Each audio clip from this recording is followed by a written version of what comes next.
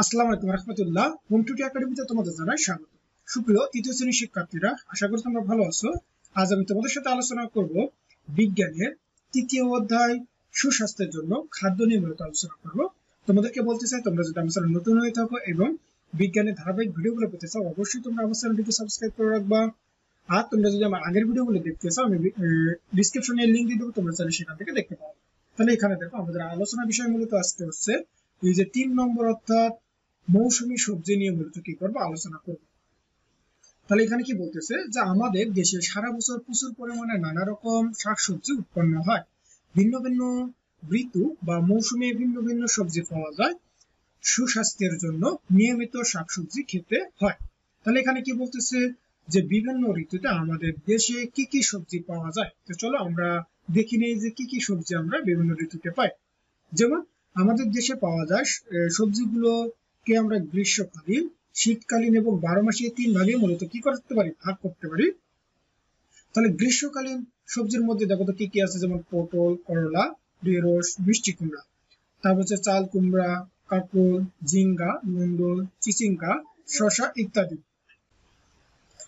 তারপর এখানে আমাদেরকে দেখো তো শীতকালীন সবজিগুলোর মধ্যে কি কি আমরা পাই।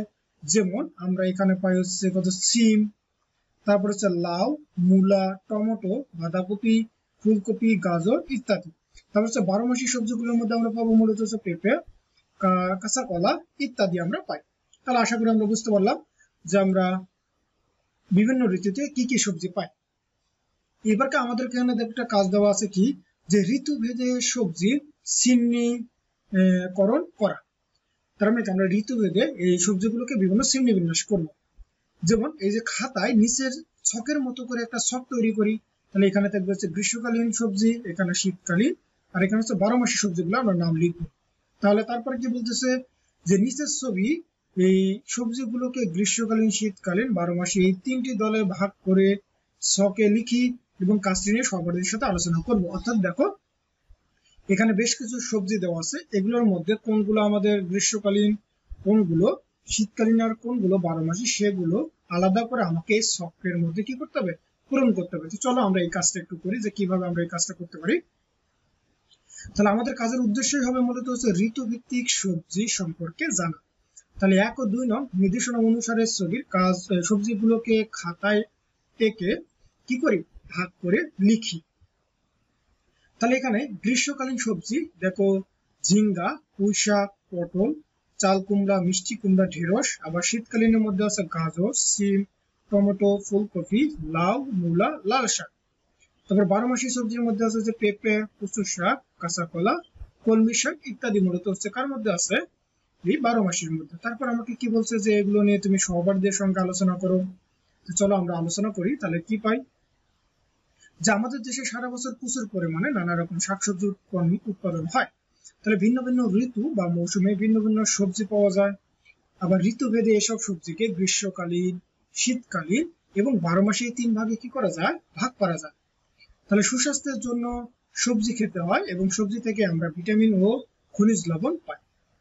তারপরে দেখো আমাদেরকে এখানে কি বলতেছে, বলতেছে যে এমন কি সবজি আছে যারা সারা বছরই পাওয়া যায়। তারপরে শীতকালে বাঁধাকপি ছাড়া বাঁধাকপি পাওয়া যায়, কিন্তু লাউ কখন পাওয়া যায় সে জিজ্ঞেস করতেছে। তো চলো এই দুটো প্রশ্নের উত্তর দেখি। তারপরে দেখো এই যে এমন কি সবজি আছে যা সারা বছর পাওয়া যায়, যেমন হচ্ছে পেঁপে, কাঁচা কলা ইত্যাদি সবজি মূলত সারা বছর পাওয়া যায়।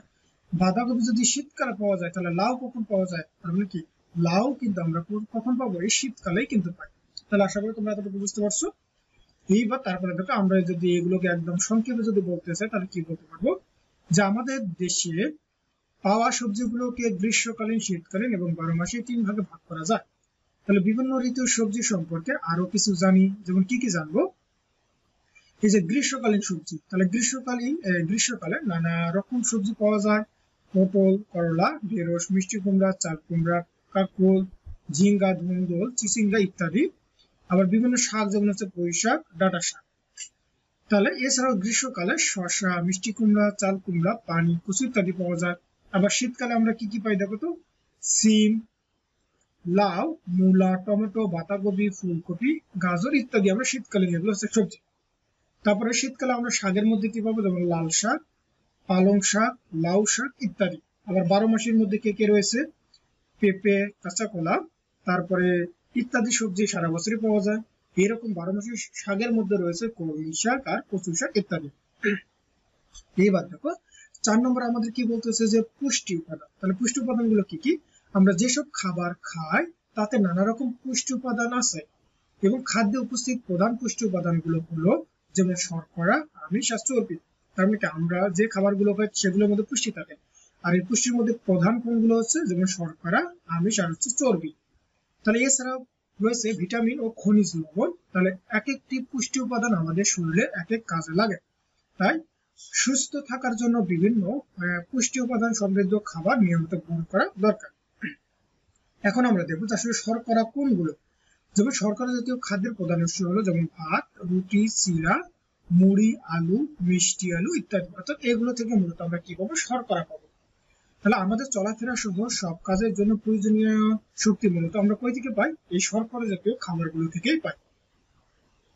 তারপর দেখো তো আমিষের উৎস কোথায়? যেমন মাছ, মাংস, ডাল, সিমের বিচি, ডিমের সাদা অংশ ইত্যাদিতে আমিষ থাকে। তাহলে আমাদের দেহের গঠন ও ক্ষয় পূরণের জন্য মূলত কি আমরা আমিষের প্রয়োজন হয়। তাহলে আমাদের দেহকে গঠন করা এবং ক্ষয় পূরণের জন্য আমাদের কার প্রয়োজন হবে? আমিষ জাতীয় খাবারের প্রয়োজন হবে। তারপরে দেখো তেল বা চর্বি। তাহলে যেমন কোথা থেকে পাবো? বাদাম, দুধ, মাখন, ঘি, পনির ইত্যাদি খাদ্যে প্রচুর পরিমাণে চর্বি বা তেল রয়েছে।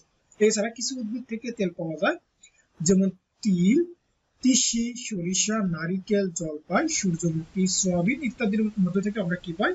তেল পাই। তাহলে শর্করার মতো মূলত হচ্ছে চর্বি বা তেলও আমাদের কি দেয়? শক্তি দেয়। চর্বি আমাদের দেহে সৌন্দর্য বৃদ্ধি করে এবং শরীরে কিছু পুষ্টি উপাদান ও ভিটামিনের শোষণ হওয়ার জন্য কি চর্বির প্রয়োজন হয়। তাহলে আশা করি তোমরা এতটুকু বুঝতে পারছো। এইবার দেখো ভিটামিন ও খনিজ লবণের কাজ কি। যেমন ফল এবং শাকসবজি থেকে আমরা কি পাই? প্রচুর পরিমাণে ভিটামিন ও খনিজ লবণ পাই। তাই ভিটামিন ও খনিজ লবণ আমাদের কর্মক্ষম ও সুস্থ রাখে। তার মানে কি এই ভিটামিন আর খনিজ লবণগুলো আমাদেরকে কাজ করার শক্তি দেয় এবং আমাদেরকে সুস্থ সবল রাখে। তাহলে রোগ প্রতিরোধ ক্ষমতা কি করে? বৃদ্ধি করে। এবং ভিটামিনের অভাবে শরীরে বিভিন্ন ধরনের রোগ সৃষ্টি হয়, যেমন রাতকানা রোগ। এই রোগ হলে মানুষ রাতে কম দেখতে পায়। এবার হচ্ছে আমাদের হচ্ছে কি পানি। তাহলে পানি সরাসরি পুষ্টি উপাদান নয়, তবে শরীরের বিভিন্ন কাজের জন্য পানির প্রয়োজন হয়। খাদ্য হজম, দেহের পুষ্টি উপাদান শোষণের জন্য পর্যাপ্ত পরিমাণে বিশুদ্ধ পানি পান করা প্রয়োজন। তাহলে পানির মাধ্যমে শরীর থেকে ক্ষতিকর পদার্থ যেমন ঘাম, মূত্র আকার কি আসে? বের হয়ে আসে। তাহলে আশা করি তোমরা এই উপাদানগুলো কাজগুলো বুঝতে পারছো। আমি পরবর্তী ভিডিওতে মূলত এখানে পুষ্টি উপাদানের উৎস নিয়ে আলোচনা করবো। তাহলে তোমরা সকলে ভালো থাকবা, সুস্থ থাকবা। আল্লাহ হাফেজ।